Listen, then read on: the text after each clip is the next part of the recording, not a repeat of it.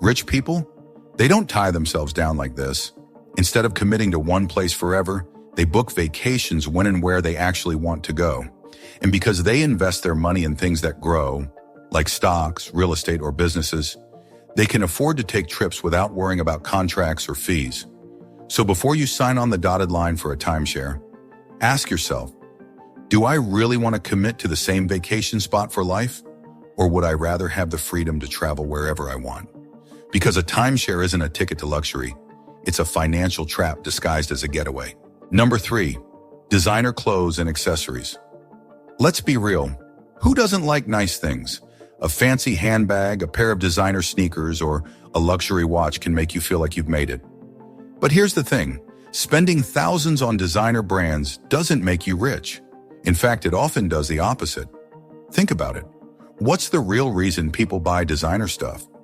Most of the time, it's not because the quality is that much better. It's because of the logo.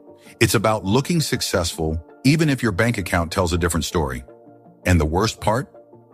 A lot of people swipe their credit cards to afford these things, paying interest on something that doesn't grow in value. Now compare that to how the rich handle money. Do they wear designer brands? Sure, some do, but they're already rich when they buy them. They're not spending their last dollar on a Gucci belt or maxing out a credit card for the latest Jordans. Instead, they focus on assets, things that actually make them more money. Imagine two people. One spends $2,000 on a designer handbag. The other takes that $2,000 and invests it. 10 years later, the handbag is just an old purse sitting in the closet. The investment? It's probably worth way more than what they started with. So next time you're tempted to drop serious cash on a designer label, ask yourself, am I buying this because I truly love it or just to impress people? Because real wealth isn't about looking rich, it's about being rich. Number 4, lottery tickets. You buy a ticket, start imagining what you do with millions. Quit your job, travel the world, buy a house on the beach.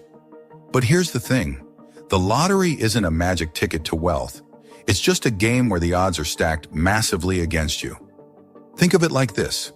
Your chance of winning the big jackpot is about 1 in 292 million. That's like picking a single grain of sand from an entire beach and somehow guessing the exact right one. Not great odds. Meanwhile, most people who play the lottery spend around $400 a year on tickets. That might not sound like a lot, but imagine if you put that same money into something that actually grows, like stocks, ETFs, or even a side hustle. Over time, that $400 a year could turn into thousands, while lottery tickets just turn into scraps of paper. And let's not forget, lottery companies know exactly how to keep you hooked. They don't sell tickets, they sell hope. They show you stories of the few lucky winners, but never mention the millions of people who throw their money away every week chasing the same dream. Meanwhile, wealthy people, they don't sit around hoping to get rich overnight. They build their wealth slowly, consistently, and with things that actually give them a return.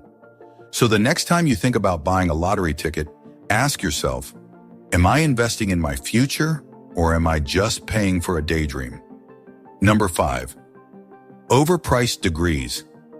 Going to college is supposed to set you up for a better future, right? That's what we've all been told. But here's where things get tricky.